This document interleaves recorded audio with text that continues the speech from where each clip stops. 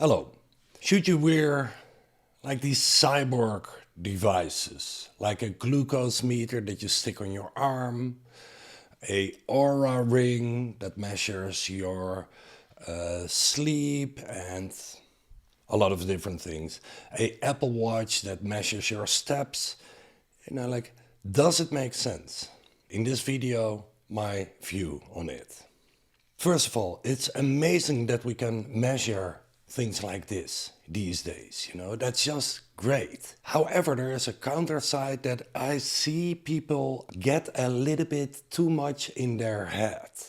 Let me state a few ways how you can use these devices to your benefit and also examples of when you overdo it. Now let's start with a Aura ring. Amazing device, like in general, I feel that these algorithms are not yet up to date. So if you trust an algorithm like a Aura ring too much, you may be, getting off the path. And let me give you an example. So an Aura ring measures the quality of your sleep. Now, I am testing these devices because I love to measure things, but I don't wear them always. Let me give you an example. I have been working in the stock market and I was with one of my old stock market buddies and 5 o'clock, 5 p.m. and we were drinking beer. So I drink like 5 beers. 5 beers is a lot for me, so I'm pretty tipsy. I come home and my son with his friends is in the backyard and we live in Amsterdam. They're smoking a bit of ganja, a joint. And I'm like, oh, give me a few drags. So I took a few of those drags, being the popular daddy. I'm not sure if it works, but anyway, I did that night. I'm not doing that at all. In my past, I've been doing it a lot, but not anymore. But that night, I drank 5 beers and took a few puffs. I slept very good, I must say. And my quality of my sleep the next day was 99%. Now, of course, this is an exaggerated example, but if I would trust that device completely, I may think like, oh my God, every day I'm going to drink 5 beers and smoke. This is an exaggerated example, but you don't want to do that. It's not healthy.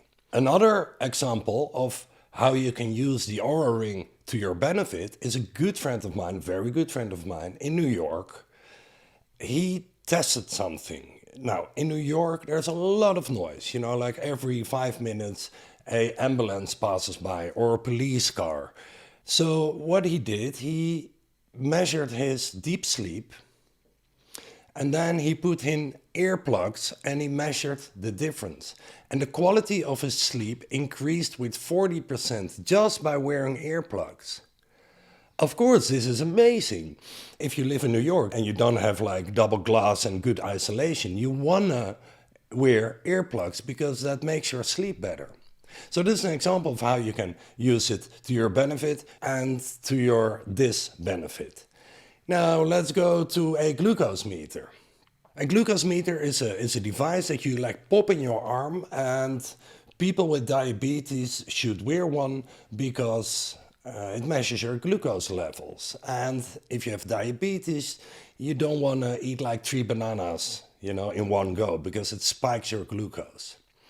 Now, everyone, and this is no exception, everyone that has been talking to me and was wearing a glucose meter,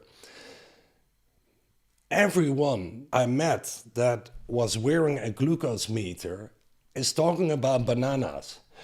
And it's often in a way like, did you know that a banana spikes up your glucose levels to a maximum of whatever, Well, eating bananas, according to my hot yoga teachers, is essential because you want those glucose levels up after sports, to replenish your energy, and it contains potassium.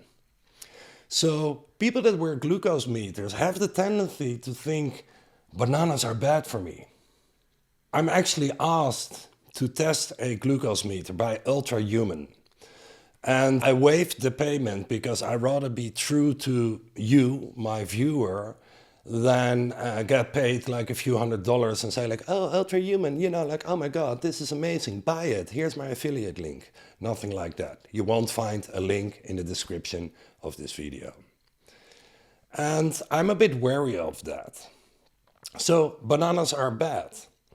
Well, I feel that, like, of course you want to pay attention to your nutrition. Don't get me wrong. But if you watch that data and it goes like into the red zone after you eat a banana, is that a bad thing?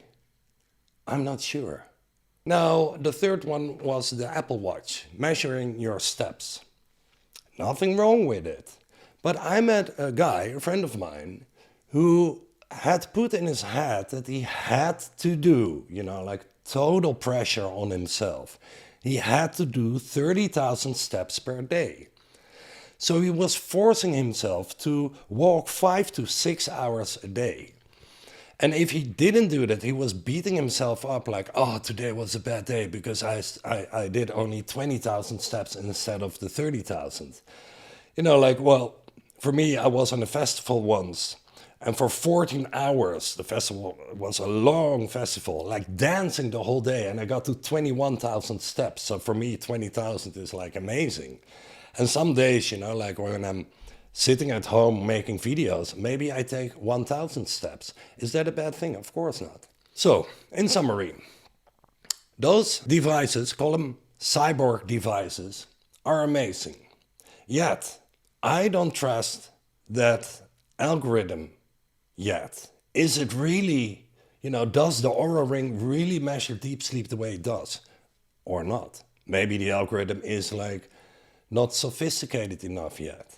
And I've been working with algorithms in my past life, working for an algo trading company, like trading futures non-stop, day and night, with computer programs, with algorithms. So I know a little bit about it. And algorithms are not always right, let's be honest.